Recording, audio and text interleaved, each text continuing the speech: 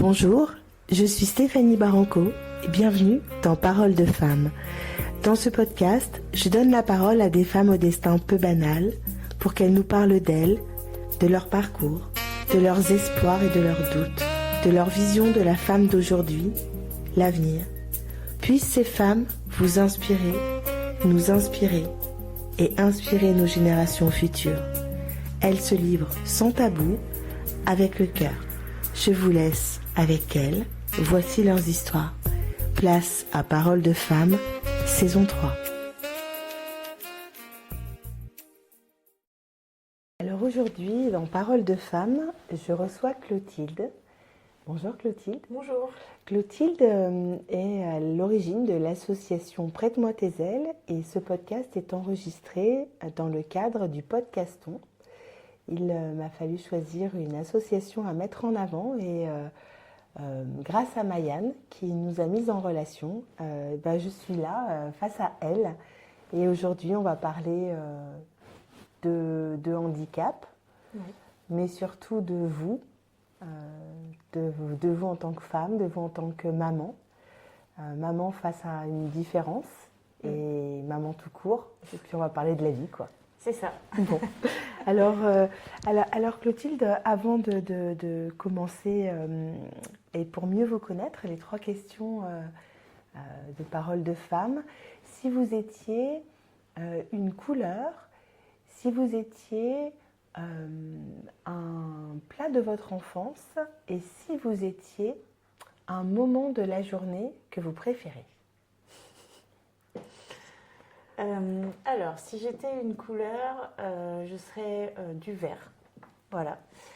Parce que le vert, je sais pas, ça a quelque chose de rassurant pour moi. Et puis, c'est la nature. Voilà. Ici, tout est vert d'ailleurs. Je m'en rends compte presque. C'est vrai. Voilà, il y a un côté chaleureux que j'aime beaucoup, donc je dirais le vert. C'est important la nature pour vous ressourcer ? Alors, c'est marrant parce que j'aime beaucoup la nature, mais j'y passe pas beaucoup de temps. D'accord. Mais j'aime beaucoup la regarder. Mais c'est vrai que je me ressource pas forcément, par exemple, en allant me balader dans un bois ou quoi. Mais j'aime beaucoup voir la nature autour de moi, quoi. Voilà. Ouais, l'observer. Oui. Changer, évoluer. Ouais. C'est ça, exactement. D'ailleurs, j'aime beaucoup les documentaires sur la nature. Voilà, je passe beaucoup de temps à les regarder aussi. Donc voilà. Un plat de votre enfance? Plat de mon enfance, les coquillettes jambon. On y est. Voilà, on y est. Là, c'est l'enfance. D'ailleurs, j'en fais pas tellement à mes enfants. Si, j'en fais quand même. Mais c'est vrai que les coquillettes jambon, c'est vraiment... Pourquoi ? Je sais pas. C'est vraiment... je pense que j'en ai peut-être beaucoup mangé. Tout simplement. Tout simplement. Et puis, c'est pareil, il y a quelque chose de rassurant dans les coquillettes avec du jambon. Il y a de la crème. Puis, on peut la remétiser à plein de trucs. Il n'y a pas longtemps, dans un resto parisien, j'ai pris coquillettes jambon à la truffe. Ah oui. C'est hyper bien. C'est quand même c'est upgradé quand même. Ah bah oui, c'est upgradé, mais du coup, on peut l'adapter à plein de situations. C'est vrai. et ouais, j'aime beaucoup. Si j'étais un plat, je serais celui-là, je crois. D'accord. C'est aussi parce que ça fait du bien c'est un peu une Madeleine de Proust. Ça fait du bien de temps en temps de rester un peu dans l'enfance, dans l'insouciance de l'enfance. Bah ouais. C'est ce qu'on vient rechercher dans ce type de plat. Je pense qu'il y a de ça, il y a des souvenirs, il y a des odeurs associées, il y a des moments, il y a des lieux même. C'est vrai que moi, quand je pense coquillettes jambon, je suis pas sûre que c'est là que j'en ai le plus mangé pourtant, mais ça me ramène chez ma grand-mère. Voilà, donc il y a un côté un peu qui ramène dans des endroits où on était bien. Et on en a besoin. Oui. Et le moment de la journée où vous vous sentez le mieux? Parce que j'imagine que vos journées sont denses. Elles ont dû l'être encore plus au début. Oui. Et est-ce que vous aviez justement ce moment ressource? C'est quand? Ah oui, alors ceux qui me connaissent vont beaucoup rire quand je vais le dire parce qu'ils savent déjà ce que je vais répondre. C'est le soir quand je me couche. Voilà. Alors, quand tout le monde est couché et que c'est le moment où la lumière s'éteint? Oui, tout le monde n'est pas forcément couché. D'accord. Parfois, je vais me coucher avant tout le monde parce que j'en ai marre et j'ai envie d'aller me coucher. Et en fait, c'est même pas pour dormir ou quoi, c'est juste que le moment où on se met dans son lit, en fait, sous la couette, au chaud, éventuellement avec une bouillotte l'hiver, avec un livre ou avec un documentaire sur la nature, ce qui est quelque chose que je fais bien, par exemple. Et ben, c'est le moment où, en fait, c'est la déconnexion, quoi. Stop, là, Tout c'est... tombe. Oui, C'est la pression qui est... c'est ça. C'est important ce que vous dites là. Vous dites, même si personne n'est couché, si moi je dis que ça y est, je suis arrivée à mon seuil de tolérance de la journée, tant pis. J'ai pas besoin d'attendre que les autres soient couchés, je me respecte et je vais me coucher. Ouais. C'est une des clés qui fait partie d'un équilibre, en tout cas, qu'on essaye de toucher, de se respecter. Ah bah oui, oui. Se respecter et s'écouter, s'entendre, parce que il y a une différence entre être à l'écoute et entendre aussi ce qu'on ressent et tout ça. Mais oui, il y a un côté de dire, en fait, à un moment, ça sert à rien d'essayer d'aller... parfois, on n'a pas le choix, on est obligé de dépasser les limites, voilà. Mais si on peut ne pas le faire tout le temps, c'est mieux. Et être à l'écoute, même juste de dire, en fait, là, les gars, vous n'avez pas fini de manger, il y a tout à faire. Mais moi, en fait, j'en peux plus. Là, si je reste encore 1 heure debout, demain, je vais être... Non, en fait, j'y arrive pas, je vais me coucher. Et ben, au final, c'est aussi une façon de rappeler aux autres qu'en fait, on est là, on a un espace, une limite, un moment où on a des besoins à nous qui ne sont pas liés à leurs besoins à eux. Voilà, et c'est vrai que, en tout cas, moi je l'ai découvert ça en étant maman parce qu'avant je me couchais tard et je faisais beaucoup la fête. Voilà, j'avais pas les mêmes limites a priori. Mais ouais, c'est aussi rappeler aux autres que ben. On n'est pas des machines. Ouais, ça, on n'est pas des machines en fait. Et que, ben, en fait, ouais, bah, c'est vous qui viendrez me faire un bisou dans mon lit et c'est très bien. Et c'est bien aussi. Et ils sont contents en fait. Hein. Bah oui. Finalement, parce que tout le monde trouve son équilibre. Oui. Vous ne les pressez pas à manger pour votre propre besoin et eux vous obligent pas à rester pour leurs propres besoins. Donc au final, c'est peut-être respecter l'espace de chacun finalement. Bah oui, c'est ça aussi. Ouais. Donc si je vous présente, moi je vais dire Clotilde, donc de l'association Prête-moi tes ailes, et maman d'un garçon de 13 ans, Oui, je ne me c'est trompe ça. pas, 13 ans, qui est atteint du syndrome de trisomie 21. Si je le dis comme ça, est-ce que c'est juste? Oui, alors pour la trisomie 21, dans le langage commun de ce que les gens trouvent qui est un juste milieu, c'est de dire qu'ils sont porteurs de trisomie 21. Porteur de trisomie 21. Parce que c'est pas une maladie, c'est pas ce qu'ils sont. Enfin, il y a plein de débats sur tout ça. D'accord. Donc voilà, c'est une condition. Donc on l'a et. Alors et maintenant, elle alors du coup, dites-le vous pour que ce soit mieux. Si vous devez vous présenter, comment vous dites? Eh ben, que je suis Clotilde. Que je suis maman de 2 garçons, dont un qui est porteur de trisomie 21, et que j'ai fondé une association. Parfait. C'est comme ça que je le dirais. On va revenir au début, à l'annonce. Vous aviez, quand on a préparé ce podcast ensemble, puisque là il s'inscrit vraiment dans une démarche d'ouverture d'esprit, vous me disiez que les personnes que vous accueillez, vous avez tout un peu le sentiment qu'il ne faut vraiment pas regarder la trisomie 21. Vous l'avez senti, et j'aimerais que vous en reparliez un peu, vous l'avez senti dès le départ, on vous l'a annoncé comment cette trisomie 21 Alors nous, on l'a su en salle d'accouchement. Donc 1 heure après la naissance de Baptiste, parce que ça s'est pas vu avant. Il y a toute une histoire avant qui est très compliquée, donc je ne reviendrai pas dessus. Mais en tout cas, voilà, il a bien caché tout ça. il rentrait bien dans toutes les normes, etc. Donc ça a été vu en salle d'accouchement par le pédiatre. Parce que quand les enfants naissent, ils passent tous les mêmes tests, justement pour détecter parfois des éventuels problèmes qu'il faudrait prendre en charge. Donc Baptiste, lui, c'était qu'il était complètement hypotonique. Donc quand les bébés à la naissance, ils leur font ce qu'on appelle le test de la marche. Donc en fait, ils prennent les bébés sous les bras avec une main et ils le font avancer sur la table et ils mettent une main en obstacle au pied et donc le bébé, quand il sent l'obstacle, il lève les jambes. Et quand ils sont hypotoniques, c'est-à-dire que leurs muscles sont mous, complètement hyper laxes aussi au niveau des ligaments et tout ça, et ben ils lèvent pas les jambes. Voilà. Okay. Donc ça par exemple, ça a été, ils se sont rendus compte directement qu'il y avait quelque chose qui clochait, plus quelques détails qu'eux, ils ont vu rapidement sur son visage, etc. Parce qu'on sait que dans la trisomie 21, il y a quand même un faciès, des yeux en amande, des petits nez, des visages très ronds, qui peuvent les alerter. Donc du coup, le pédiatre qui a vu Baptiste lorsqu'il est né est venu nous voir pour nous dire qu'ils avaient une suspicion de trisomie 21 et qu'il fallait faire une prise de sang pour en être sûr. Voilà, parce qu'il faut faire un karyotype, il faut regarder tous les chromosomes et tout ça. Donc du coup, voilà, ils nous ont dit ça comme ça.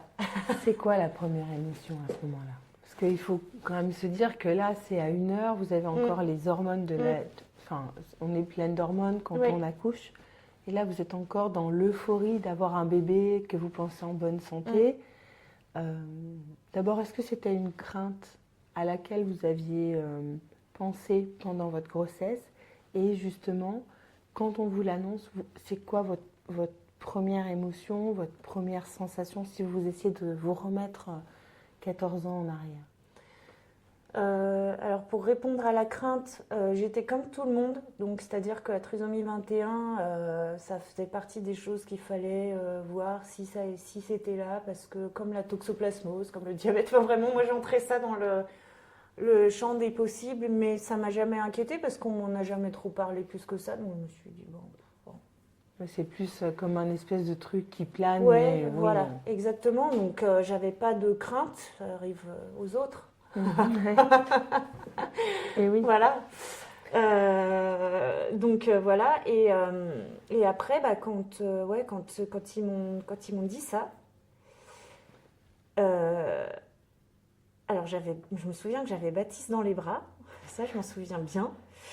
Je pense que je l'ai regardé avec un. Vraiment. En fait, je m'y attendais pas du tout, mais pas du tout, du tout. Et puis en plus, moi j'étais hyper stressée de devenir maman, pas parce que j'avais peur des maladies ou des handicaps et tout ça, mais parce que je trouvais que c'était peut-être une responsabilité trop grande pour moi d'avoir un enfant. Voilà, et donc du coup là je me suis dit, quoi déjà, je pense. Ouais. Et en fait, si, il y a eu un truc qui est venu tout de suite. C'est que moi, alors de moins en moins, parce que j'essaie d'y faire attention maintenant, mais j'étais dans une époque où j'avais eu une vie déjà avant, avec des difficultés aussi, des trucs super et des trucs plus compliqués, et où j'avais toujours eu tendance à me penser comme la 5e roue du carrosse de la famille, enfin celle qui fait des bêtises, alors que c'était pas vrai vraiment. En fait, c'est vraiment ce que moi, je me racontais de moi. Donc je me dévalorisais beaucoup et en fait, la première chose que je me suis dit, c'est bien évidemment, surtout les gens de la famille qui ont fait un enfant, celle qui s'est plantée, c'est moi.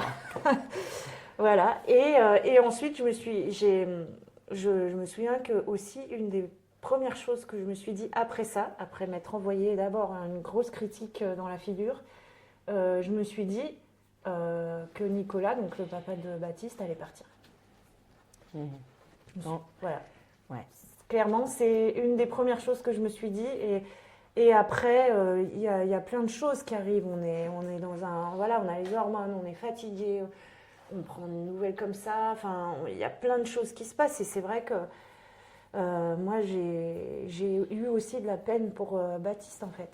J'ai vraiment ressenti un sentiment de peine pour lui. Pourquoi? Parce que j'ai trop... Enfin, moi, je n'ai pas de trisomie 21, donc au final, tout va bien.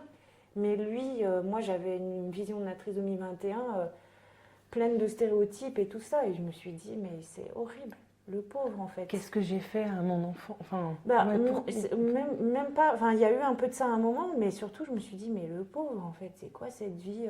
Qu'est-ce qui va lui arriver? Personne ne va l'aimer, il va rien faire. Enfin, vraiment, je me suis dit ça. Mais j'avais déjà beaucoup d'amour pour lui, donc j'ai vraiment eu de la peine, une peine profonde en me disant, enfin, on va être tous les deux. Puisque je pensais que Nicolas partirait, alors qu'il n'est pas du tout comme ça. C'est pas quelqu'un qui a tendance à fuir, hein, mais comme ça, dans mon esprit, tout est venu un peu brutalement. Et je me suis dit, on va se retrouver tous les deux. Et moi, je serai là parce que je ne vais pas le laisser tomber, quoi. Mais ça va être horrible. C'est un peu toi et moi contre le reste du monde, ouais, quoi, en fait. C'est ça. Toutes ces peurs, tous ces... quand même, un peu comme si on prenait un 36 tonnes quand même, surtout, encore une fois, avec la faiblesse due à l'accouchement, avec cet état émotionnel modifié, ça n'empêche pas l'amour. C'est-à-dire que malgré tout, vous dites, j'ai ressenti peut-être autant de peur que d'amour, finalement. Votre fils, vous l'aimez tout de suite et peut-être encore plus. Ah oui. Il y a un besoin de le protéger tout de suite. Ah oui, ça c'est certain par contre. Je pense que là, la dose, en tout cas dans mon histoire à moi, la dose d'amour a été décuplée. Mais aussi, du coup, en effet, en miroir, le côté de protection a aussi été décuplé. Ouais. Et d'ailleurs, je me souviens que quand on est monté dans la chambre, comme pour toutes les jeunes mamans, enfin je crois que ça se passe comme ça, on m'a demandé si je voulais que Baptiste dorme dans la pouponnière la nuit. Voilà. Ah non, j'aurais dit tout de suite non. En fait, il reste avec moi. Et je me suis endormie en lui tenant la main. Je l'ai pris dans la nuit pour être avec lui. Enfin, j'avais besoin. En fait, je pense, et ça, j'y ai repensé souvent. J'ai essayé de comprendre ce qui s'est passé à ce moment-là, parce qu'on a quelque chose de très fusionnel avec Baptiste. Je pense qu'en fait, quand ils m'ont annoncé ça, j'ai eu la sensation qu'ils me l'enlevaient. Enfin, j'avais un bébé que j'avais attendu, que j'avais fabriqué, qui était arrivé. Ils l'ont emmené, puis ils sont revenus avec un autre, en fait. Oui, je vois ce que vous voulez dire. Et du coup, ce moment où il y a eu une cassure entre lui et moi, eh ben, je pense que j'ai essayé de le réparer tout le temps et de créer encore plus de liens parce que je pense aussi que je m'en suis voulu d'avoir eu cette cassure envers lui, en fait. Oui. Donc ça a multiplié, ça a décuplé un peu l'amour, la relation, enfin voilà quoi. Ouais, cette culpabilité. Ouais. Alors, ce que je pense pas que ça puisse être du rejet, mais en tout cas, cette culpabilité de penser à l'avenir avec noirceur ou avec peur, c'est ça la culpabilité. Ouais. Oui. Hein, c'est vraiment ça. Et puis la culpabilité, enfin, il y a aussi un sentiment de se dire, en fait, je l'ai mis au monde. Il est comme il est, mais bon, c'est quand même moi qui l'ai fait arriver. Il n'a pas choisi tout ça, ni sa vie, ni sa trisomie, ni rien. Et en fait, c'est moi qui l'ai voulu. Donc maintenant, je vais m'en occuper en fait. Ouais. Et parce que c'est ma responsabilité en fait. Et encore plus avec la peur que j'avais de ne pas y arriver, je pense que j'ai mis encore plus d'énergie dedans, quoi, pour pas me planter. Donc vous remontez dans votre chambre la première nuit et puis arrive le moment des visites. Ça doit être aussi la deuxième étape extrêmement compliquée quand il faut annoncer aux autres que Baptiste sera jamais un enfant comme on voit dans les livres et que Baptiste, c'est votre enfant porteur de trisomie 21. Ouais. C'est-à-dire que toutes les peurs que vous avez, en fait, dans la chaîne du temps, en fait, vous avez su transformer la peur, l'angoisse, le doute en quoi? En 1 heure, en je l'aime à la folie et je serai toujours là pour lui et ça va bien se passer, on va faire qu'un et je vais y arriver. Mais enfin, cette transformation-là, elle vient aussi parce que justement, comme vous dites, vous êtes devenue maman. Oui. Mais comment ça s'est passé, l'annonce aux autres, aux grands-parents, aux amis et comment ils ont réagi? Parce que c'est compliqué, moi, je me mets à la place d'eux. Quand on arrive dans une chambre de maternité pour voir une maman, je pense que ça doit être compliqué, effectivement, quand on vient vous dire que mon fils ou ma fille est trisomique. Comment ça s'est passé? Alors, il y en a à qui on a décidé de ne pas le dire tout de suite. D'accord. Parce qu'on n'était pas sûr. Il fallait quand même qu'on attende le résultat de la prise de sang. Ça a pris 3 jours. Ah oui, d'accord. Pour en être sûr à 100%, mais on était quand même... Enfin, les médecins, ils avaient peu de doutes. Ok. Donc, on savait que ça reviendrait positif, mais il y en a à qui, je ne sais pas pourquoi, on a décidé de ne pas le dire tout de suite. Très peu, hein. Très très peu. Et puis ceux à qui on a décidé de ne pas le dire tout de suite, en fait, au bout de 2 jours, on a fini par le dire. Enfin, voilà. Ouais, je me souviens de ma mère quand elle est venue. Je crois que c'est la première qui est passée le soir de l'accouchement, parce que j'ai accouché à midi. Donc ça laissait la possibilité aux gens de venir le jour même. Et je lui ai dit, en fait, je sais plus comment je lui ai dit, mais je lui ai dit, voilà, ils nous ont dit qu'ils pensaient que Baptiste était trisomique. Et elle l'avait dans les bras. Et elle l'a regardé et elle a dit, on va s'en occuper. Quelque chose comme ça. Et donc, j'avais peu de doutes, parce que ma mère, elle a accompagné dans un collège des jeunes qui étaient dans des difficultés de type dyslexique, dyspraxie, etc. Donc, il y avait quelque chose dans notre famille d'accompagner, d'être en contact avec des gens qui avaient des difficultés qui n'étaient pas... Enfin, ça ne nous sortait pas d'un cadre qui avait déjà été mis dans notre famille. Alors, pas sur de handicap vraiment comme celui-là, mais quand même... Bon, il y avait quelque chose, on va dire, un peu de familial qui faisait que j'ai pas eu peur de lui dire. Et après, je me souviens que ma sœur est venue le lendemain et avec mon cousin qui a le même âge que moi, on a grandi tous les deux ensemble parce que mon frère et ma sœur sont plus âgés que moi et j'ai été très proche de mes cousins qui avaient eux le même âge que moi. D'accord. Et ils sont arrivés en même temps et je leur ai dit... Et je revois donc ma sœur qui m'a fait un poker face. Ok. Mais c'était normal et en même temps c'était très bien, ça m'allait. Voilà. Et je revois mon cousin qui lui il prend des photos tout le temps de tout. Il aime bien regarder des souvenirs. Quelque chose qu'il a de sa mère, je pense. Et je le revois penché sur le berceau de Baptiste avec son téléphone en train de le prendre en photo parce que c'était important. Mais avec le visage un peu déconfit, dans le... Qu'est-ce qui se passe? Et en même temps, j'avais de la gratitude avec ce qu'il faisait parce que je voyais que c'était dur pour lui, mais il l'entrait dans son rituel de toujours prendre en photo ce qui est important et ce qu'il veut garder en mémoire. Et donc voilà, donc il y a eu ces réactions-là. Après, il y a eu des réactions plus... Enfin, voilà, mais c'est vrai qu'on l'annonce, nous, on s'est dit, on va le dire. Donc voilà, après, il y en a qui ont pleuré, on sait qu'il y en a qui ont pleuré. Tout le monde a pleuré, je crois. Ça, mais à un moment, il faut savoir accepter que c'est dur aussi. Oui, voilà, parce que c'est ça que je voulais... c'est là où je voulais en arriver. C'est... on peut être dans l'acceptation, mais en même temps... on a le droit de dire que c'est difficile. Accepter ne veut pas dire masquer la réalité. Non. Il faut laisser passer cette tempête. Oui.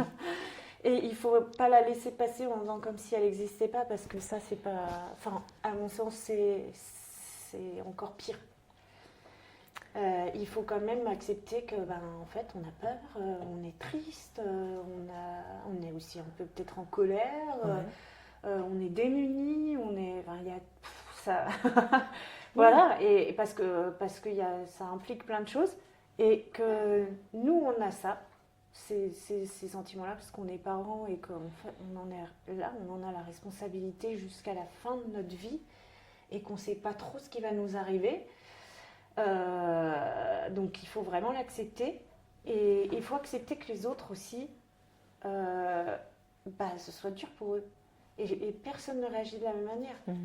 Il y en a qui vont être dans le rejet, il y en a qui vont faire comme si ça n'existait pas, il y en a qui vont être tristes, il y en a qui vont vouloir nous rassurer et dire ah mais ça va aller, tu vois, ça va être génial, voilà.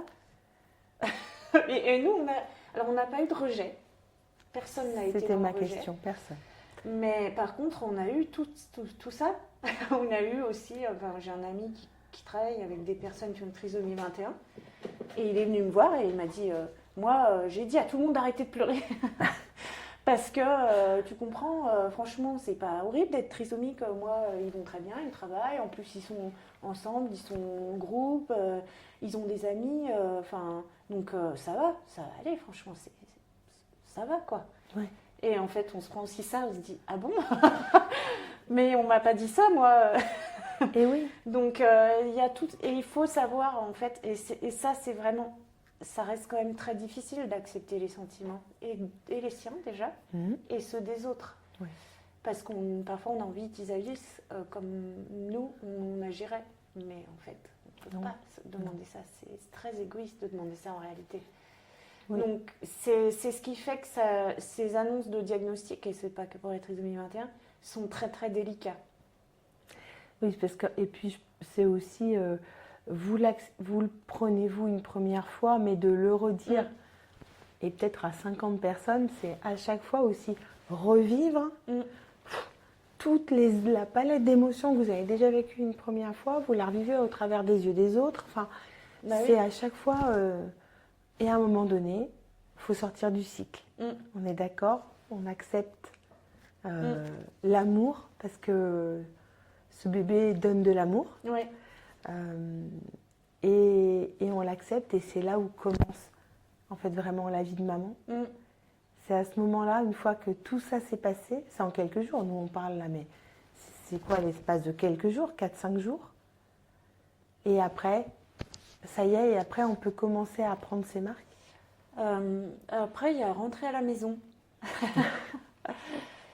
Ce qui est plutôt agréable. Enfin, moi, je l'ai vécu vraiment comme un truc agréable parce que là, j'étais assez libre, justement, de me laisser ressentir des choses, qui n'est pas toujours le cas quand on a toujours quelqu'un qui vient voir pour vous dire « Ah bah, faut l'allaiter, ah bah, machin. » C'est très compliqué d'être jeune maman. Il y a plein d'injonctions, voilà, avec la fatigue, avec...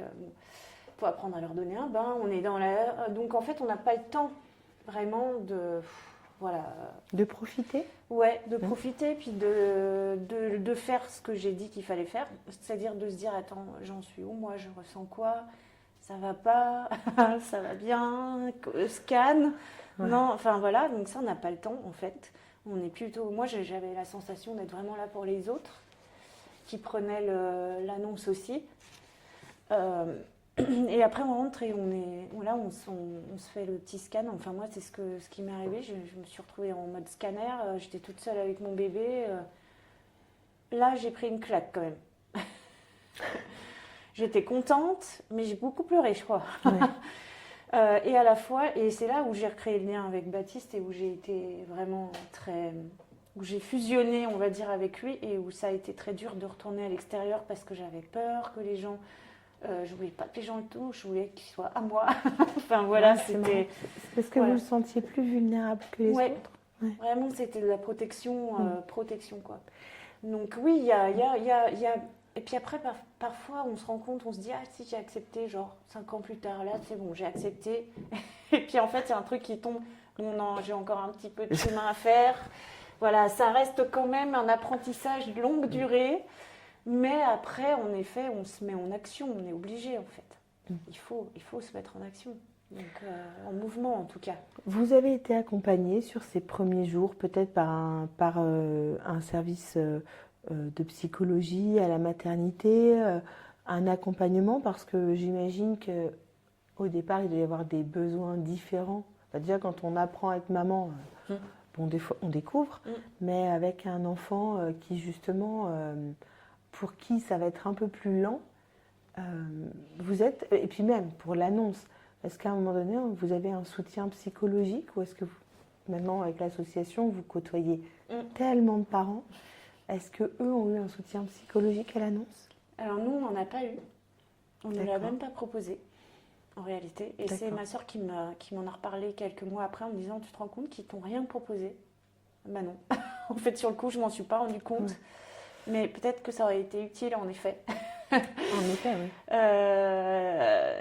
Mais je sais que dans les maternités, normalement, enfin dans les hôpitaux, dans les cliniques, il y a quand même Il y a un service comme normalement ça, un d'accord. service qu'on peut appeler. Je crois que dans les chambres, même parfois, il y a les numéros des services qu'on peut contacter, notamment si on a besoin d'avoir un soutien psychologique. D'accord.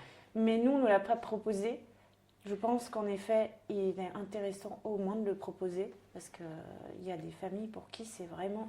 Enfin, je ne dis pas que pour nous ça a été facile, mais selon les situations, les vécus, les histoires, la façon dont on est à ce moment-là aussi, ça peut vraiment être très compliqué. Une annonce de diagnostic, ça peut nous faire descendre aux enfers en fait. Oui. Nous, on en a vu des familles qui ont eu vraiment un énorme choc. Quoi. On est presque dans le choc post-traumatique. Et on en a qui sont dans cette situation-là. C'est un vrai choc émotionnel. Donc, c'est important de le proposer. Et c'est important aussi de donner des voix, des clés, des numéros, des infos vers lesquelles on peut se tourner parce que là, on se retrouve, la trisomie 21, ok. Mais Parce que ce qu'il faut dire aussi, Clotilde, c'est que la trisomie 21, quand on est enceinte ou même quand on est dans la vie de tous les jours, c'est quand même, à mon sens, vraiment le truc, l'ombre qu'on agite au-dessus d'un berceau, quoi. Y a ce truc de terreur de la trisomie 21 et du coup, je pense que quand on se dit, alors il va être comme ça, mais c'est terrible pour lui. Oui. Et l'idée, c'est aussi ça, de déconstruire quand même fortement ce stigmate de la société. Oui, c'est vrai que la trisomie 21, c'est dur ce que je vais dire, mais maintenant j'ai plus peur de le dire. J'ai eu très peur souvent, maintenant je le dis parce que c'est quand même important de l'entendre. On n'en veut pas. On n'en veut pas. On peut le diagnostiquer et on fait en sorte, je dis on parce que je ne veux pas mettre de catégorie de personnes ou quoi, mais on fait en sorte qu'ils ne naissent pas. Et moi, j'ai pas de problème avec l'IVG, parce que je le dis parce que ça peut... Alors, les interprétations diverses et variées peuvent arriver quand on commence à parler de ce sujet. J'ai pas de problème avec l'IVG. Moi, j'ai eu recours à l'IVG quand j'étais jeune parce que j'étais pas prête et que c'était un accident. Et franchement, j'ai aucun regret de l'avoir fait. Ça m'a sauvée, je pense. J'ai pas de problème avec ça. Si j'avais su que Baptiste était trisomique, j'aurais certainement fait une IVG. J'ai absolument pas de problème avec le choix. Parce qu'on n'est pas tous au même niveau, on n'a pas tous les mêmes capacités, on n'a pas tous les mêmes moyens, on a tous des histoires différentes, donc à un moment, peut-être qu'en effet, la trisomie 21, pour certains, c'est pas possible. Voilà. C'est insurmontable. C'est insurmontable. Mais pour beaucoup, ça l'est parce que on leur dit pas ce que c'est en fait. On nous prépare pas, on nous dit pas c'est possible qu'il y ait une trisomie 21. Voilà si jamais c'est le cas, ce qui peut se passer, ce que vous pouvez faire, etc. Il y a des assos qui peuvent vous renseigner. Voilà. Non, on vous dit s'il y a une trisomie 21, on arrête. Et ça fait très peur en fait. Parce qu'on se dit mais si c'est comme ça, c'est parce que c'est extrêmement horrible. grave en fait. Et c'est invivable en fait. Au même titre qu'une malformation cardiaque mortelle. Voilà.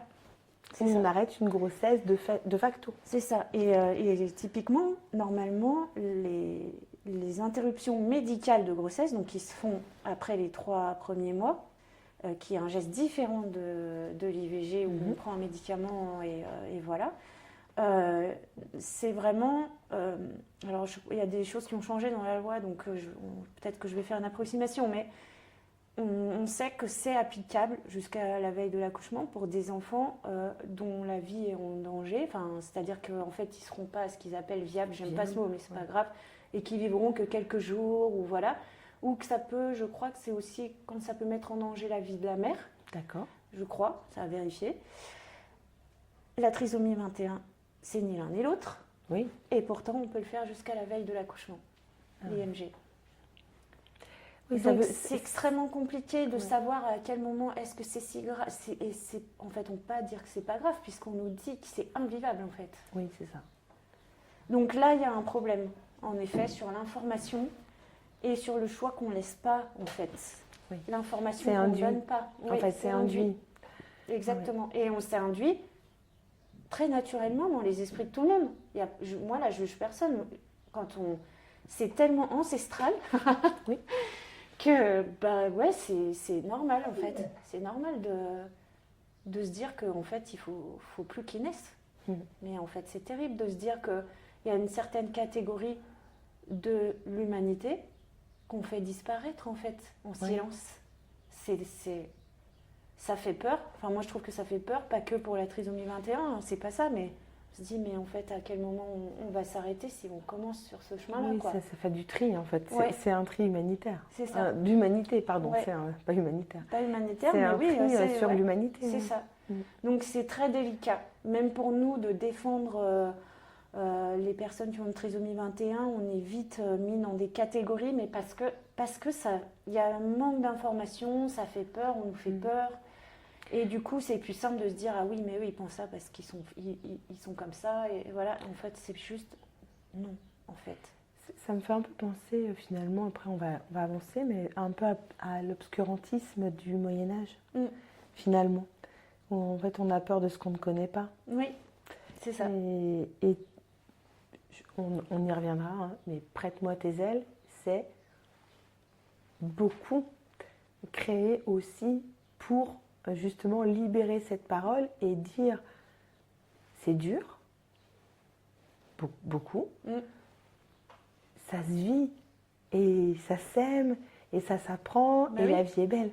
C'est ça. Et en fait, moi ce que je dis maintenant aussi aux gens qui me parlent de tout ça, je leur dis en fait le problème c'est pas la trisomie 21.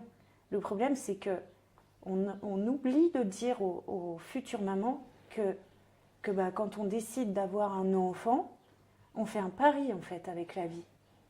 Il n'y a pas que la trisomie 21. Hein. Non. Et puis là, un enfant, il peut avoir 1 mois, mais il peut avoir 56 ans, voire 60 ans. Et on sera toujours notre enfant. Et en fait, c'est un pari avec la vie. On ne sait pas ce qui va se passer. Alors si on commence à se dire qu'on prévoit certaines choses, mais on ne fait pas d'enfant. Et on ne fait pas d'enfant. Et surtout, en fait, j'ai un ami qui m'a dit ça un jour et cette image, elle est restée ancrée. En fait, on ferme la porte à la vie, mais elle passera par la fenêtre, en fait. Donc, oui, vous allez choisir de ne pas avoir un enfant qui a une trisomie 21 parce que vous vous dites c'est horrible et que vous n'avez pas les infos. Il n'y a pas de problème. C'est pas pour ça que demain, vous n'aurez pas un enfant qui va naître, qui va être en bonne santé et qui aura quelque chose à un jour ou l'autre. On n'en sait rien, en fait. Et peut-être rien. et tant mieux.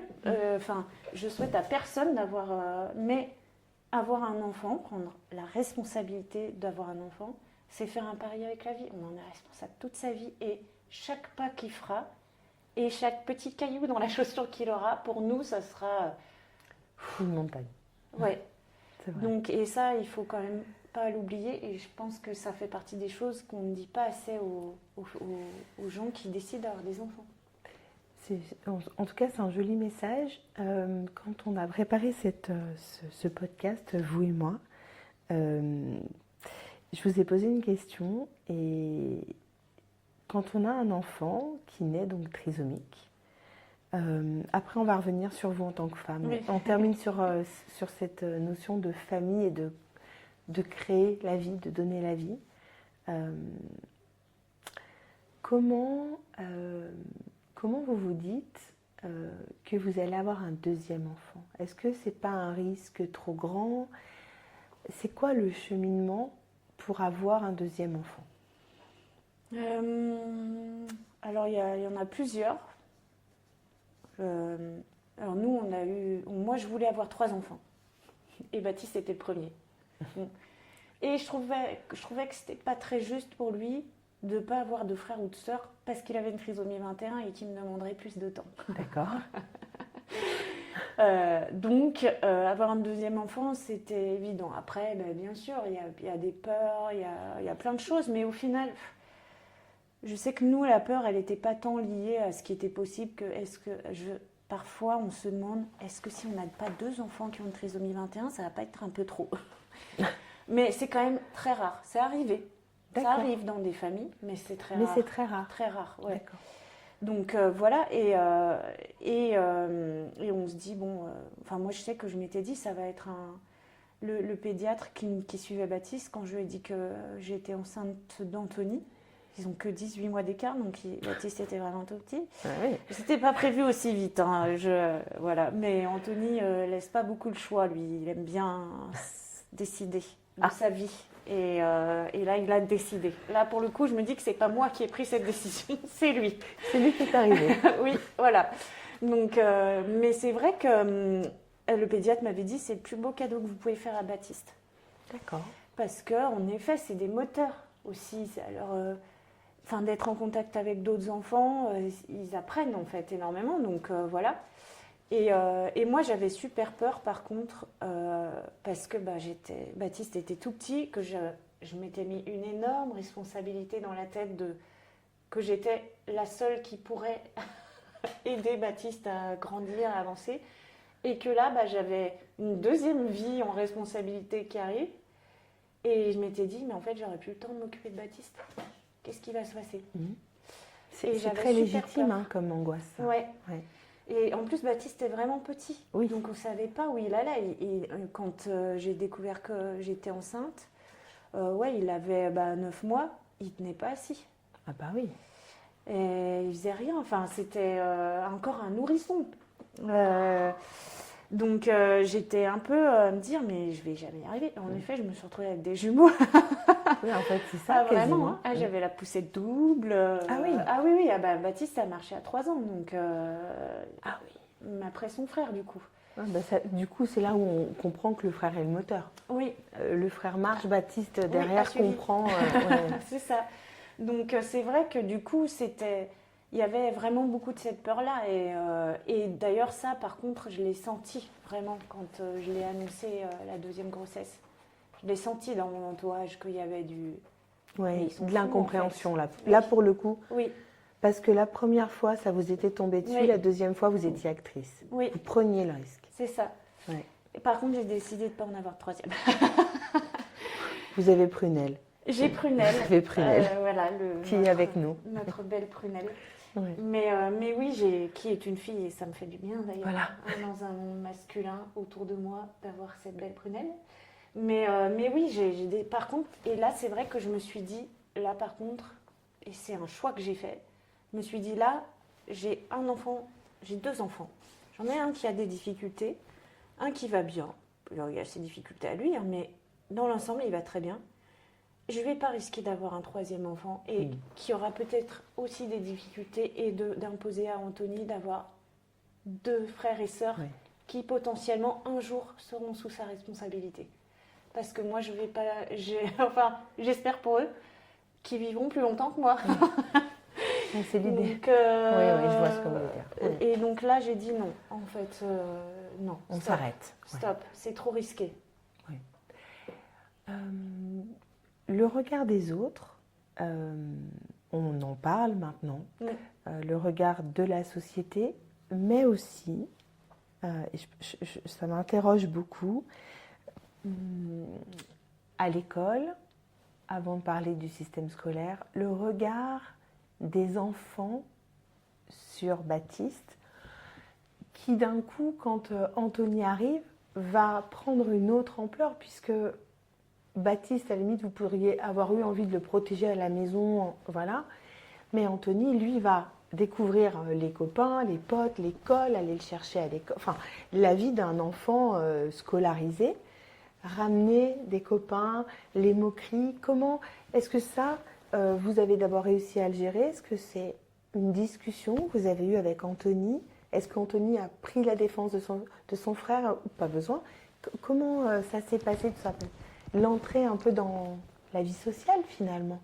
Oui, qu'ils ont fait plus ou moins ensemble finalement, parce que Baptiste a fait une année avant qu'Anthony rentre à l'école, donc du coup ils ont.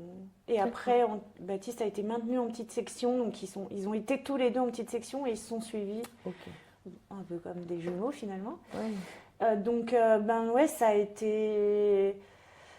dépend des moments. Alors nous, on a la chance d'avoir été dans une école, et Anthony a cette chance-là aussi, d'avoir été dans une école qui a super bien intégré Baptiste. Il est resté jusqu'en début de CE1. Et il y a, en tout cas, j'en ai jamais entendu parler, et Anthony ne m'en a jamais parlé. Et connaissant Anthony, il m'en aurait parlé si ça s'était passé. Il n'y a pas eu de moquerie. D'accord. Il était bien intégré. Tout le monde aimait bien Baptiste.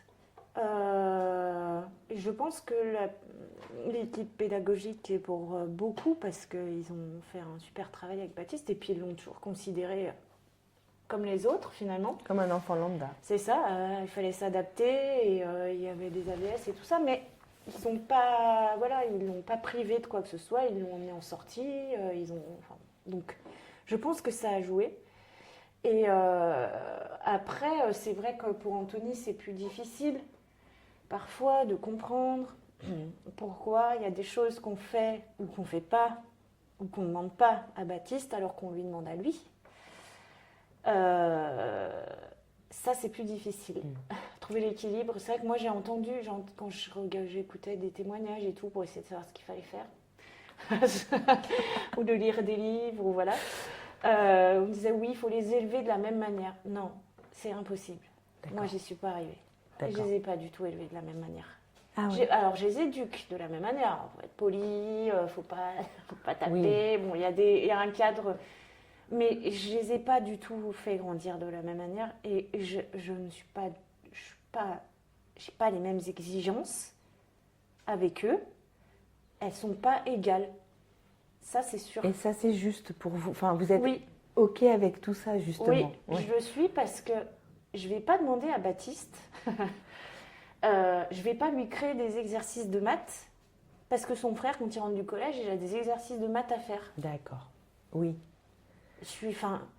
Et je lui dis à Anthony, Anto, je suis désolée, ton frère, il n'a pas de devoir.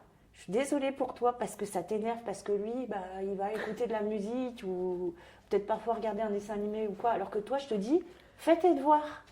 C'est super énervant. Ouais. Ah, mais ça, j'en ai conscience. Ah, mais moi, ça m'aurait rendu folle.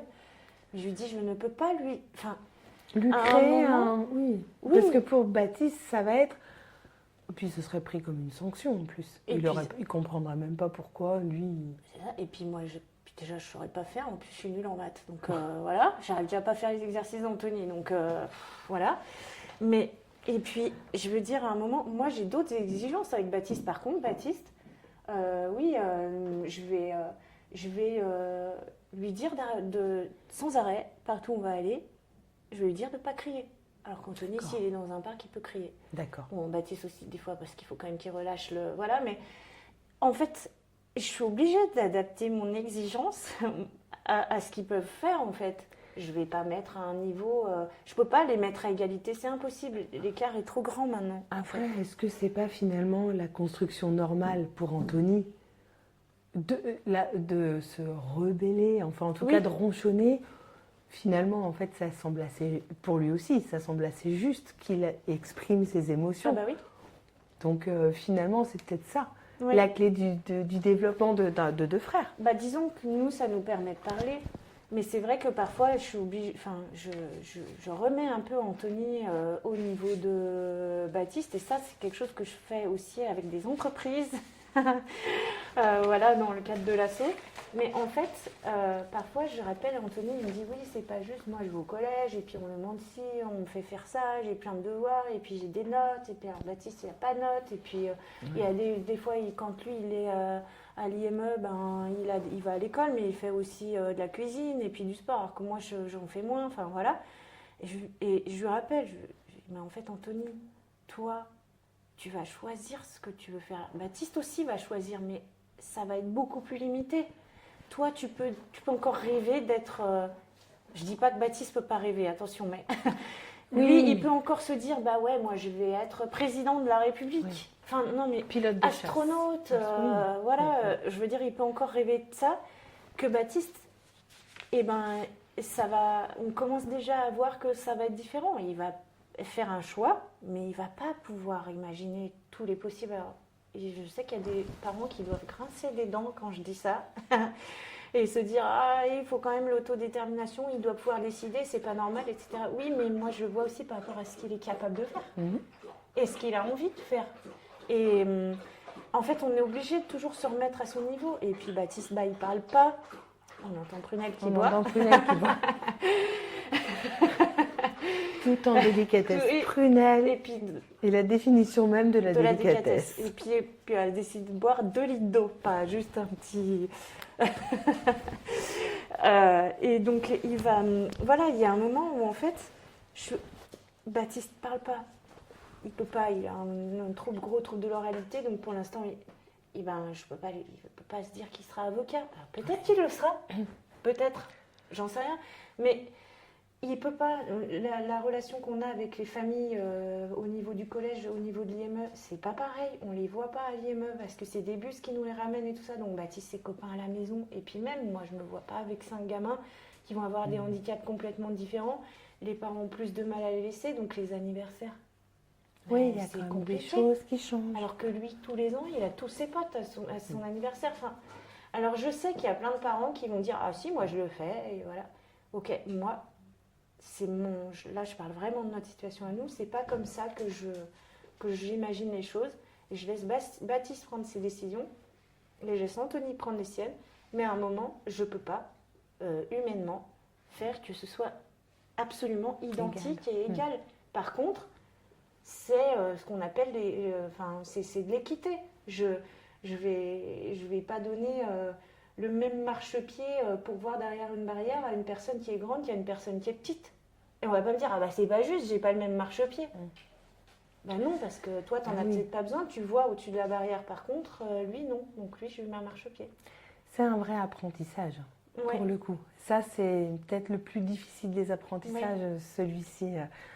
Et en même temps, quand je vous entends, je me demande si en réalité, ça ne vous ramène pas dans la normalité d'une vie de famille avec 2 enfants. Ben oui. Parce qu'en fait, ce que vous me dites là, cette problématique-là, on pourrait l'appliquer à un enfant qui a des facilités et qui va faire ses devoirs en 2 secondes. Et l'autre qui va mettre du temps. Enfin, je veux dire, en réalité, c'est... Ben oui. Et ça fait du bien, finalement, de se dire qu'on a une vie de famille avec des problématiques de tout le monde. Oui. Hein, en vrai, quand on prend un peu de recul, en fait, vous avez juste 2 enfants qui sont un peu, des fois, jaloux. Plus Anthony que Baptiste, mais je veux dire, voilà, quoi. Et c'est trouver l'équilibre avec tout ça. J'aimerais qu'on parle un peu de qui est Clotilde. Parce que, à part d'être une maman qui a décidé de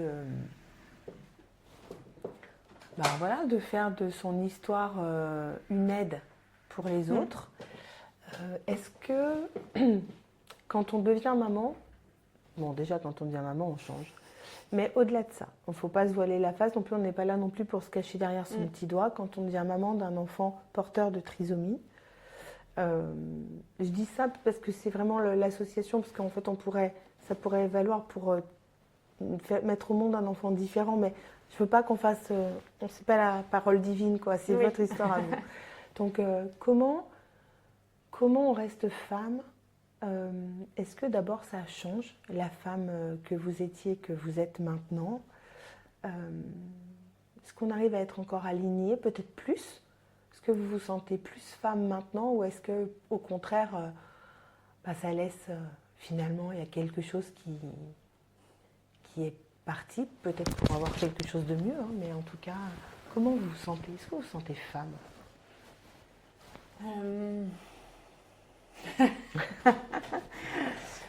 Toujours, je me regarde toujours comme une petite fille. C'est mon côté.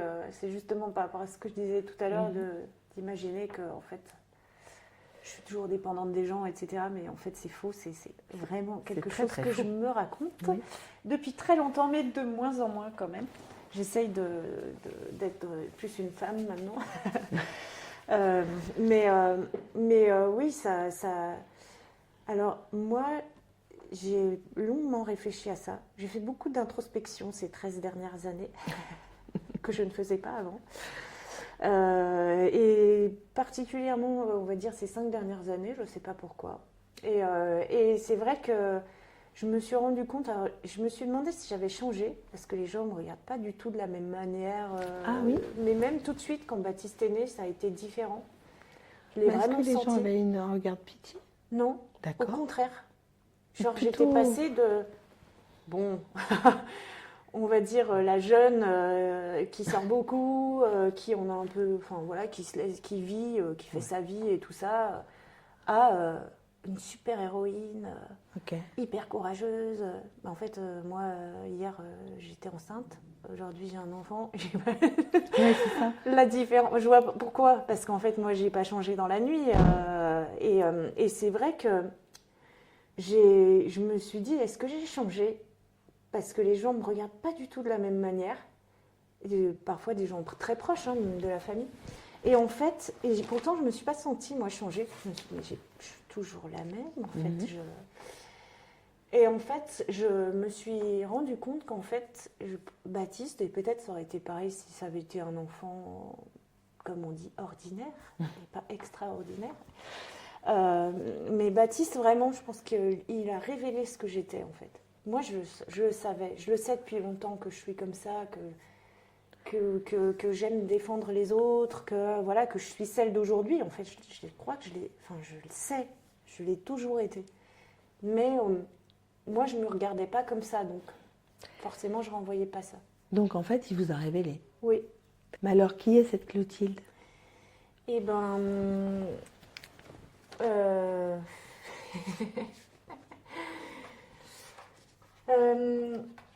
je pense que c'est quelqu'un qui est à l'écoute déjà. C'est vrai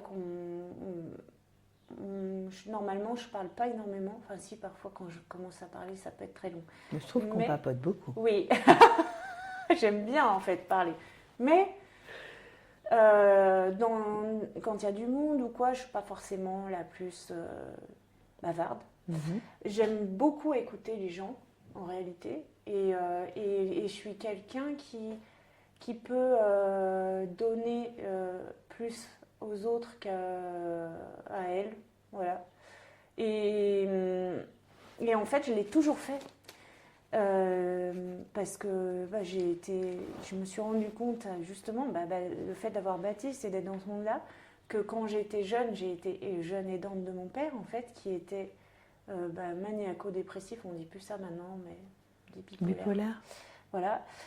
Et alcoolique, qui était quelqu'un de très gentil, c'était pas quelqu'un de violent ou quoi, mais très gentil, mais c'était très difficile de l'accompagner et je l'ai énormément... j'ai été là pour lui jusqu'à sa mort et je partais pas en vacances parce que je lui cherchais des apparts quand il sortait de cure, voilà. Et ça, quand j'étais dedans, je me disais non, mais ce que je fais, c'est pas bien parce qu'en fait, derrière, j'étais tellement mal que je sortais, que j'oubliais les autres, que je prenais pas soin, et donc je voyais que ça. Et en fait, quand Baptiste est arrivé, je me suis dit mais en fait, je l'ai toujours fait de prendre soin des autres. En fait, c'est un besoin important pour moi de prendre soin des autres, prendre soin des autres, et maintenant prendre soin de moi. Oui, c'est ça, c'est ce que j'allais vous dire. Donc oui, je pense que ça m'a révélé là-dedans, en fait.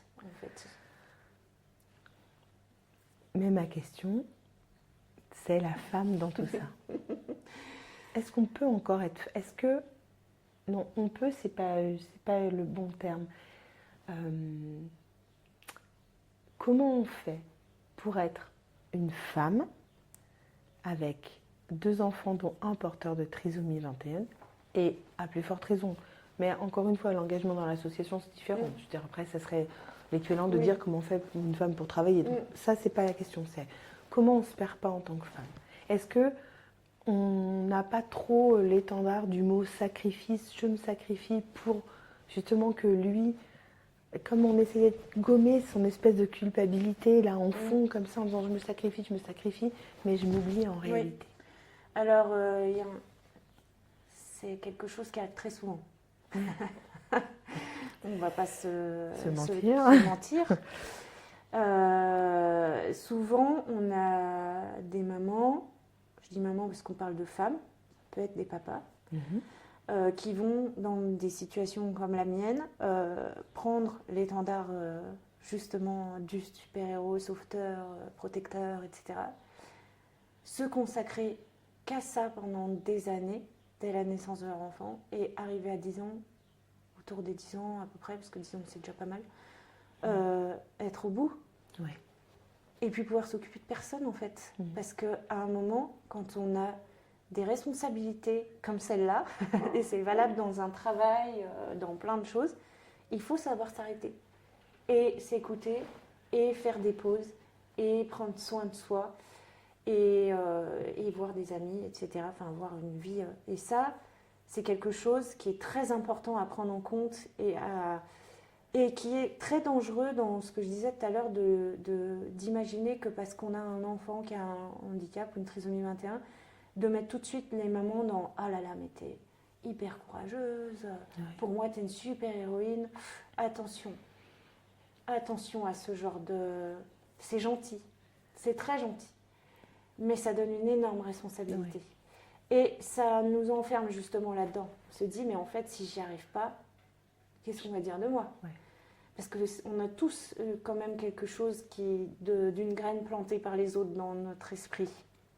Et donc il faut être très attentif à ça et il faut que c'est important. Moi, je sais que j'ai eu la chance de pouvoir le faire parce que j'ai un conjoint qui a pris des responsabilités tout de suite. Alors pas toutes, hein, on parle d'équité là aussi. Voilà. Mais c'est un très bon papa qui s'occupe très bien de ses enfants et je sais que je peux partir. Ça va se passer. Vraiment, j'ai aucune appréhension à laisser mes enfants. Tout de suite, il s'en est. Même de Baptiste, moi je suis partie. Je chante beaucoup depuis longtemps. Et quand Baptiste est né, il avait 3 mois ou 4 mois. Je suis partie 10 jours en Irlande avec l'ensemble vocal dans lequel j'étais. Je l'ai laissé à son père, qui était comme moi, on découvrait tout. Et il s'en est hyper bien occupé avec sa mère. Mais il s'en est hyper bien occupé. Elle lui a passé le relais. C'est de la transmission. Et donc c'est important parce que de m'avoir obligée à faire ça, à partir, à continuer de chanter ou pour d'autres continuer de faire du sport ou d'autres choses, de l'art ou peu importe. Ou juste boire un café avec une amie. Ou boire un café ou sortir. Je sais pas, il y a des femmes, tous les mois, elles ont leur soirée avec leurs copines. N'arrêtons pas. Parce qu'en fait, c'est ça qui nous maintient en vie. C'est très important. Il faut faire des pauses et c'est pas être égoïste de partir et de dire en fait là stop, j'arrête. Comme moi quand je viens de coucher le soir, stop en fait. Là moi je suis fatiguée, là j'ai envie d'aller rigoler et là je rigole pas du tout. Donc il faut s'écouter quoi. C'est vraiment important. Justement, vous parlez de votre mari. On va terminer ce chapitre et après on va parler de manière plus précise de l'association. Mais ce podcast vous est consacré, vous, en tant que femme. L'amour dans tout ça. C'est un vaste sujet. Comment on fait je ne sais pas, pour accepter justement ce changement de vie? Est-ce que vous arrivez quand même à garder... je pense qu'il y a beaucoup de couples qui se désunissent. Oui. parce que c'est difficile. Mm. Parce que si on s'oublie trop en tant que femme, justement, ben, on devient une maman. Oui. Alors, encore une fois, c'est universel ce qu'on dit, mais peut-être plus quand on a beaucoup plus de soins, et c'est plus long quand même. Ce que vous disiez avec Baptiste, tout est plus long. Cette peur que vous avez eue à l'accouchement, on en est où? Comment vous l'avez transformée, cette peur-là? Alors déjà, je l'ai transformée verbalement, instantanément. Pourtant, je ne suis pas du genre à faire passer tout de suite ce genre d'infos, mais là, j'ai senti que c'était vital. Voilà, et quand on est remonté dans la chambre à la maternité, j'ai regardé Nicolas et je lui ai dit, donc c'était très subliminal, mais l'information est passée, c'était le plus important. Je lui ai dit, il faut qu'on se serre les coudes. Parce que moi, j'avais peur qu'il parte. Oui. Et bon, de toute façon, il n'avait pas l'intention de partir, donc ça a été. Mais c'est vrai qu'après, c'est très difficile parce qu'on n'a pas le même niveau d'engagement. Enfin, je parle pareil, c'est pas que dans mon couple, voilà, on n'a pas toujours les mêmes niveaux d'engagement. Moi, je me suis tout de suite intéressée à la trisomie, à ce que ça implique. Je suis allée voir plein de trucs et tout ça. Nicolas, alors lui, ça lui est passé, mais alors, fou. Mais c'était de la négation? Non. Non? Non, c'est pas grave. Alors c'est la vie qu'on va. Les choses arrivent et on les prend au fur et à mesure. Il n'y avait pas d'anticipation. Oui, parce qu'il est comme ça. Oui. Alors que moi, j'avais besoin de me rassurer.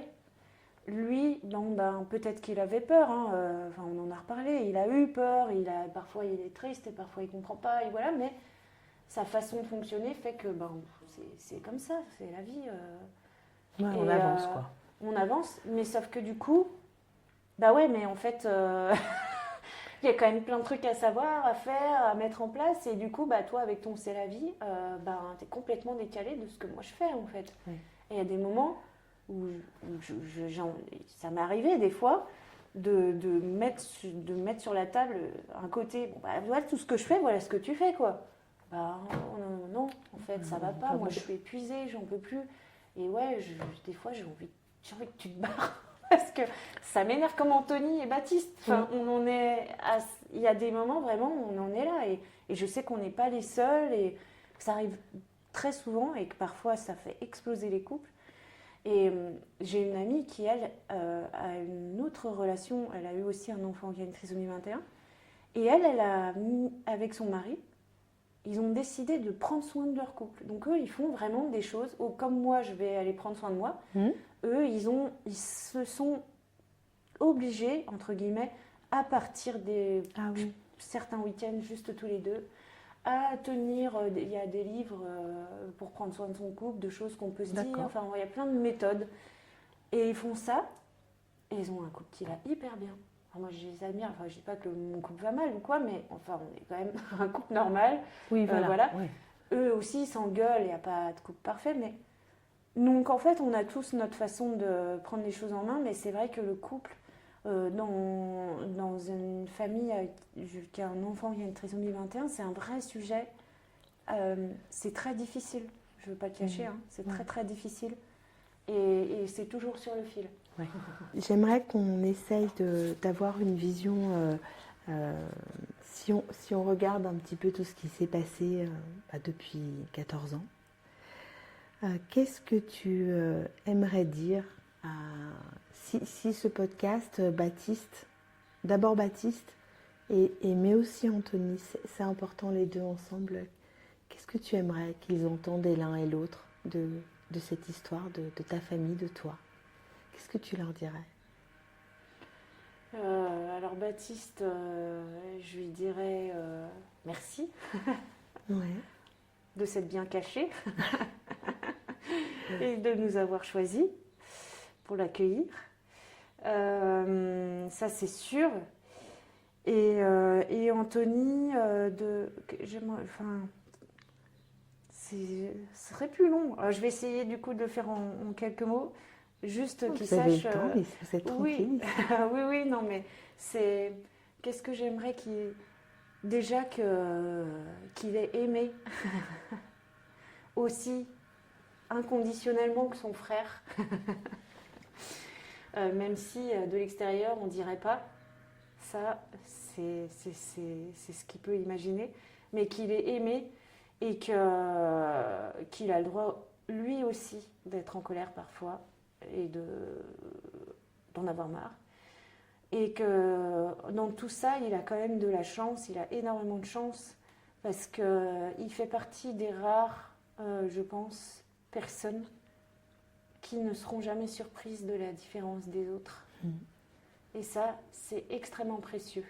Et j'espère qu'un jour, il en aura conscience et qu'il se rendra compte à quel point il est précieux dans notre monde, lui, par son regard justement qu'il a sur les gens. C'est comme un pont Ouais. entre, comme vous disiez, les gens ordinaires. C'est comme ça que vous les avez appelés? Oui. Ordinaire et extraordinaire. Oui, ouais. c'est ça. Ça fait partie de ces espèces de magiciens qui font le pont entre les deux. C'est ça. Et à vous, qu'est-ce que vous diriez, Clotilde, à cette Clotilde qui avait peur, à cette Clotilde qui apprend avec un test de grossesse qu'elle va être maman bientôt? Vous lui diriez quoi? Je lui dirais... je ne sais pas du tout. Je pense que déjà j'essaierai de la rassurer parce que je sais qu'elle est très stressée. Donc je lui dirais ça va aller, ça va aller. Et je lui dirais aussi d'avoir confiance en elle. Que justement les ressources elle les a. Ouais. Quoi qu'il arrive. À l'intérieur. Oui, c'est ça. Et une maman qui vient d'apprendre que son enfant est différent, juste par contre en une phrase. Pour terminer ce podcast, ça serait qu'est-ce que vous lui diriez et qu'est-ce que ça représente d'être une femme aujourd'hui en 2026 qui a justement un enfant différent? Et ce sera mes 2 dernières questions. Okay. Alors je lui dirais bienvenue dans la vie. Ça c'est sûr. Et je lui dirais que cet enfant qu'elle accueille et qu'elle va aimer, et ben, ça va lui permettre d'être une femme libre. Ah oui. Oui. On ne s'en rend pas compte, mais si, en fait. On s'affranchit du regard des autres. Oui. Du regard des autres, des injonctions, de plein de choses, en fait. D'accord. Voilà. Et un jour, elle rigolera des parents qui disent qu'ils sont trop tristes que leurs enfants partent de chez eux parce que c'est trop dur, parce qu'ils auraient voulu les garder. Et elle leur dira comme moi, bah, fallait faire comme moi. Voilà. Voilà, c'est ça. Bon, j'espère quand même qu'il partira de la maison. Mais oui.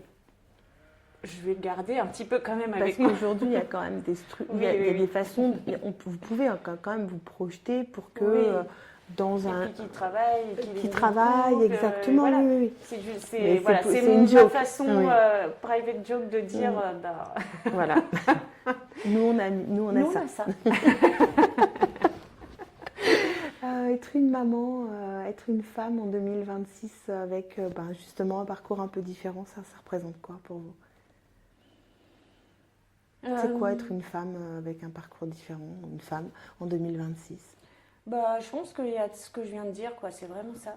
C'est être libre, avoir l'opportunité, en tout cas, parce que parfois on n'y arrive pas, hein, mais de se libérer en fait de tout ça. En fait. Et ça fait énormément de bien. C'est vrai. Clotilde, merci.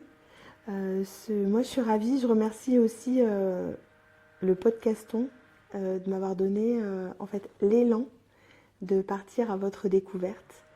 J'ai pas eu la chance de rencontrer ni Baptiste ni Anthony, mais c'est pas grave. Peut-être une prochaine fois. Oui. Je viendrai peut-être moi aussi faire un petit tour avec plaisir. sur une des rencontres. Voilà, on parle dans Paroles de femmes souvent de trajectoires singulières. Je trouve qu'aujourd'hui, on a beaucoup parlé d'humanité et à vous écouter et à vous voir rire. J'ai un peu envie de dire que c'était un peu une ode à la vie qu'on a fait aujourd'hui. C'est ça. Merci J'espère. beaucoup, merci beaucoup pour ça. Si cet épisode vous a touché, partagez-le, soutenez l'association Prête-moi tes ailes et puis surtout, je dirais, changeons de regard parce que parfois il suffit qu'on nous prête des ailes pour apprendre à voler et on doit tous être acteurs de cette transformation de la société. Exactement. On conclut comme ça ? C'est parfait. Merci. Merci à vous.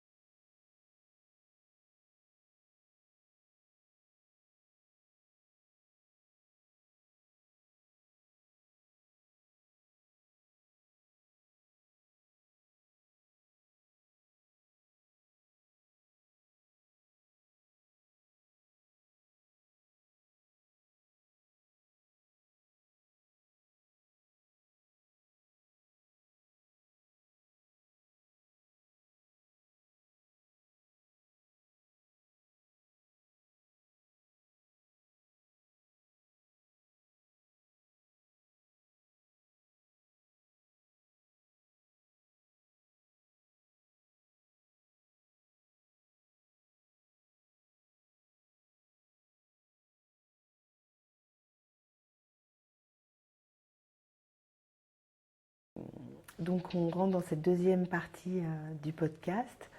Prête-moi tes ailes. Pourquoi ce nom ? Parce que je ne voulais pas un nom à acronyme ou un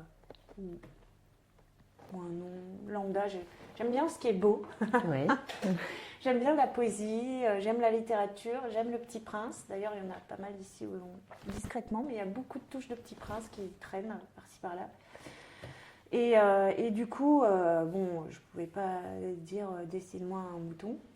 Non. Je pouvais pas faire ça. Je pense que ça aurait été compliqué. Donc j'ai cherché autre chose. Et en fait, prête-moi tes ailes. Il y avait de l'idée de dire en fait on est là pour s'apporter quelque chose à un moment où on en a besoin, mais on n'est pas là pour faire de l'assistanat. On est là pour se soutenir et pour se donner l'opportunité à chacun d'avancer sur son chemin avec une impulsion. Voilà. Donc il y avait l'idée de prêter quelque chose, c'était ça. C'est pour t'aider en fait à aller quelque part, mais pas forcément avec moi qui te fais tout. Mhm. Et ça, c'est valable pour les parents, mais aussi pour les enfants qui sont concernés. et aussi pour nous, nos bénévoles qui sont là, parce qu'en fait, on partit du principe que les gens qui nous aideraient seraient des gens qui ne seraient pas concernés. Ok. Et donc, du coup, on les aide aussi. On leur donne ces ailes-là de dire, voilà, en fait, on n'a plus peur, on sait, et on est avance. utile. Ouais, voilà. Donc, il y avait cette idée-là de poésie et voilà, d'autonomie. Alors moi, quand j'ai entendu Prête-moi tes ailes, et parce que j'ai une amie qui a travaillé avec des enfants porteurs, enfin même des adultes porteurs de trisomie 21, et elle m'a toujours dit, ce sont des personnes qui ouvrent les vibrations du cœur. Et je me demandais en fait qui avait vraiment des ailes. Si c'était les aidants ou si c'était les personnes porteuses de trisomie, parce qu'en fait, on a un peu l'impression que vous vous portez Oui. mutuellement, ils vous apportent l'amour inconditionnel. Oui, c'est ça. Celui qui n'a pas de... Il vous aime juste, c'est de Ouais. l'amour pur. Oui, c'est ça. Ouais. Ou du désamour. Ou du désamour. Parce que parfois, ils n'aiment pas. En fait, ça veut dire que c'est ou tout l'un ou tout l'autre. Ils n'ont Ouais. pas de gris. En fait, ils peuvent avoir Enfin, il y a de la nuance dans ce qu'ils vivent, mais c'est vrai que ils n'ont pas toujours envie et ils le disent. Enfin, Ok. voilà. J'ai rencontré un jeune il n'y a pas longtemps qui a une trisomie 21 que je ne connais pas, qui était là dans un truc, il faisait du service et il était assis et je lui ai dit, t'es fatigué? Oui, non, c'est pas que ça, j'ai autre chose. Mais on ne se connaissait pas. Et je lui ai dit, qu'est-ce qui t'arrive? Je ne veux pas te le dire. Ok, très bien. Tiens, vraiment, je te connais pas. Si tu me poses ta question, non. Et ça apprend énormément aussi. Parce que ils savent dire oui, ils savent dire non. Et les noms, parfois, c'est difficile pour tout le monde à prendre. Et ça nous permet de mettre un peu de nuance aussi dans nos relations avec les autres. Oui. Donc, non, ils apportent vraiment quelque chose de... Voilà, il y a quelque chose de plus qu'ils apportent dans la vie qui n'est pas que positif, mais qui fait que la vie, elle est plus... Intense. Elle est plus intense et puis elle est... Ouais, voilà, elle a plus de forme, elle est comme elle est, mais je sais pas, il y a quelque chose de plus. On a l'impression de personnes très vulnérables, alors peut-être pas tant que ça, dans une certaine mesure. Elles ont finalement beaucoup de force de caractère. Hein, je pense que ça, c'est ce que vous avez découvert aussi au fil de votre aventure dans Prête-moi tes ailes, parce que entre vivre une vie avec un enfant et là rencontrer des dizaines d'enfants, c'est quand même pas la même chose du coup. Parce que c'est pareil, on en parle beaucoup avec les personnes que je rencontre, mais il n'y a pas un handicap, comme il n'y a pas une trisomie 21. D'ailleurs, il n'y a pas qu'une trisomie 21.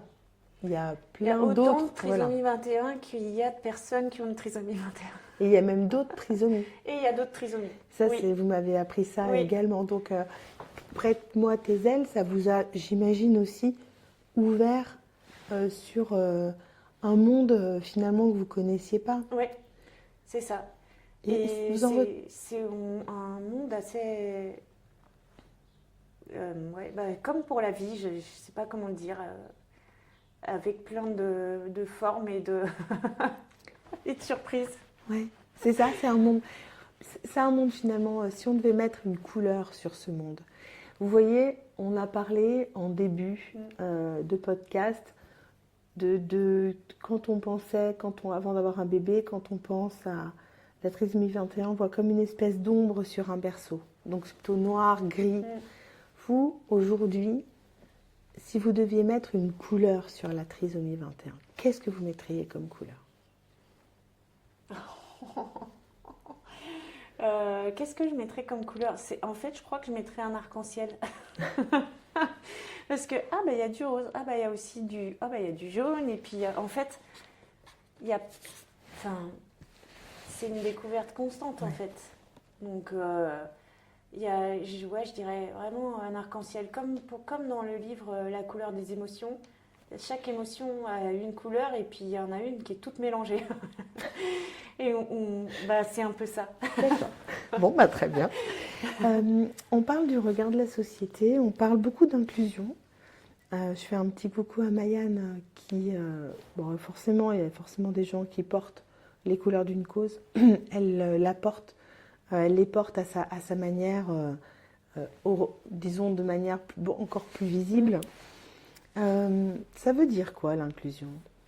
Est-ce que vous pensez que la société aujourd'hui, elle est inclusive avec les personnes porteuses d'une trisomie?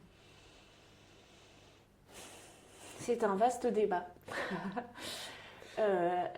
Alors moi, j'utilise le mot inclusion parce que c'est un mot générique que tout le monde comprend. On sait de quoi on parle quand on dit inclusion maintenant, on le dit très souvent. Mais j'ai quand même je ne suis pas super alignée avec ce mot à utiliser tout le temps. Parce que pour moi, l'inclusion, c'est quand on prend des personnes et on les met quelque part. On prend des enfants qui ont une trisomie 21 et on les met à l'école en inclusion. D'accord. Voilà. Ok. Et on fait quoi en fait? Là, ok. Donc, de manière globale, l'inclusion, c'est ça. Mais est-ce que ça marche? Ben, pour l'instant, ça marche pas très bien. Ça, c'est sûr. Alors, il y a des endroits où ça marche très bien, des endroits où ça marche pas très bien. Mais les endroits où ça marche très bien, souvent, c'est lié à des personnes qui, c'est, on va dire, comme une question de bonne volonté, qui ont décidé de faire en sorte que ça marche. Mais pour le faire, elles ont fait quoi? Ben, elles ont adapté. Ok. Et elles ont fait ce que je fais avec Anthony et Baptiste. Et ben ouais, en fait, on ne peut pas mettre les mêmes règles. On ne peut pas faire la même chose pour tout le monde. On n'a pas les mêmes exigences pour tout le monde pour arriver au même endroit. Ça, c'est impossible. Ça met ceux qui ne peuvent pas en difficulté. Oui. Ceux qui n'ont pas ces possibilités-là. Donc, et pour moi, l'inclusion, c'est ça. On les met et puis on voit ce qui se passe. Voilà. Mais il y en a qui sont en grande difficulté dans ce modèle-là. Parce que bah justement, on ne leur donne pas leur marchepied, quoi. Oui. Et donc, moi, j'aime mieux parler d'équité. Enfin, il n'y a pas, je ne sais pas si c'est vraiment un mot. Nous, on dit, par exemple, on fait des sorties avec les jeunes. Donc, on a des jeunes qui ont trisomie 21 et des jeunes qui n'ont pas de handicap, de troubles du développement intellectuel. Ils sortent ensemble comme un groupe de jeunes. On cherche le mot encore. On disait en inclusion au début, mais bon, on est toujours sur ce truc. En mixité. Enfin voilà, il faut être équitable en fait. Enfin, il faut réussir à faire à ce que chacun arrive au même endroit, mais avec les adaptations que chacun nécessite en fait. C'est-à-dire dans le respect de ce qu'est chacun. Oui, donc ça veut dire s'adapter. Oui, ça veut dire s'adapter. Et chacun, parce qu'on ne va pas non plus donner des marches. On n'est pas là. On parlait de vulnérabilité tout à l'heure. Oui. Ça, c'est l'image qu'on a envie de s'en donner parce qu'on se dit, on va les aider. Du coup, ça nous donne aussi un peu une utilité. Et, presque une bonne conscience. Oui. Et du coup, on fait pour eux. Mais en fait, ils sont totalement capables de décider ce qu'ils veulent faire. Est-ce qu'on leur a posé la question? Bah, je suis pas sûre, en fait. Et c'est là où l'inclusion, moi, je trouve qu'elle fonctionne pas tellement parce qu'en fait, on leur pose pas la question. On leur pose pas, on leur demande pas de quoi tu as besoin, toi, pour arriver au point B que je te propose là. Est-ce qu'on pourrait dire que si on devait résumer, enfin, pas résumer, mais vous voyez, en dessous de prête-moi tes ailes, ça serait ça? Ça serait finalement prête-moi tes ailes, ça veut dire juste les écouter et s'adapter. Ouais. Est-ce que ça pourrait être ça, comme vous voyez, en sous-titre, par exemple? C'est ça, c'est vrai, il y a de ça, les écouter, s'adapter et leur donner les moyens, eux, de s'adapter aussi, parce qu'eux aussi peuvent faire des efforts. Pour évoluer, pour grandir, il faut quand même se donner un peu les moyens. Mais oui, il y a de ça, oui, c'est ça. Ce serait ça, la vocation. Et puis, l'autre côté, je pense qu'on l'a bien compris, hein, c'est accueillir les doutes, les peurs, les joies, mais beaucoup au départ les doutes, les peurs de ses parents. Parfois vous dites, il me semble qu'il y a des grands-parents qui viennent aussi, c'est vraiment une... Vous prête-moi tes ailes, crée comme des moments, des instants de partage, de rencontre, où là, il n'y a plus de jugement et où on peut parler librement. Oui, c'est exactement ça, ce qu'on fait. Mhm. Et c'est ce que nos bénévoles font, qui parfois c'est pas très naturel pour eux, mais quand ils passent la porte, ils arrivent à le faire. D'accord. Et c'est vrai que nous, c'est ce qu'on dit aux familles, en fait. Déjà, on leur impose rien, voilà. Et on leur dit, en fait, il y en a qui veulent pas venir avec leurs enfants au début parce qu'ils ont peur qu'on leur dise, ah, c'est trop compliqué, votre enfant. Mais parce qu'ils ont eu l'habitude d'entendre ça. Bien sûr. Et nous, en fait, on leur dit, mais non, mais c'est pas grave. Ça va le faire, on va s'en occuper, on va faire des trucs, et puis ça va bien se passer. Et puis s'ils crient, on s'en fout, non, il y en a plein d'autres qui crient. Et puis même si c'est le seul à crier, bah, il y a... pas grave, on va crier. Des fois, il y a des égos qui volent, bon bah ok. Enfin, c'est vraiment... C'est une safe place. Ouais, voilà, c'est une vraiment. safe place. Ouais. Ouais. Et c'est vraiment ce qu'on veut maintenir et ce qu'on arrive à créer. Et ça aussi parce qu'on a des bénévoles exceptionnels qui ne sont pas forcément du tout dans ce mood-là habituellement ou dans leur vie, qui n'ont pas été habitués à ça et qui arrivent à le faire. Et ça, c'est une énorme... ça, c'est de l'inclusion, Ouais. en fait, Ouais. pour moi. C'est ça, ça devrait être ça, l'inclusion. Mm. Ils arrivent à se dire, ok, bah là, moi, je vais peut-être pas être super confort parce que j'ai pas l'habitude de faire ça, mais je vais pas m'étonner, je vais pas juger, je vais quelqu'un qui va me dire un truc qui me paraît super dur, je vais pas essayer de le sortir, de le conseiller, voilà, je vais juste l'écouter, être là au moment où il en a besoin. Et ça, c'est énorme. Mm. Et c'est pas facile à faire. Ça vous a changé, cette association, vous en tant qu'être humain? Ben, ça m'a permis d'exprimer cette révélation que j'ai eue sur moi-même. Ouais. Ouais, puis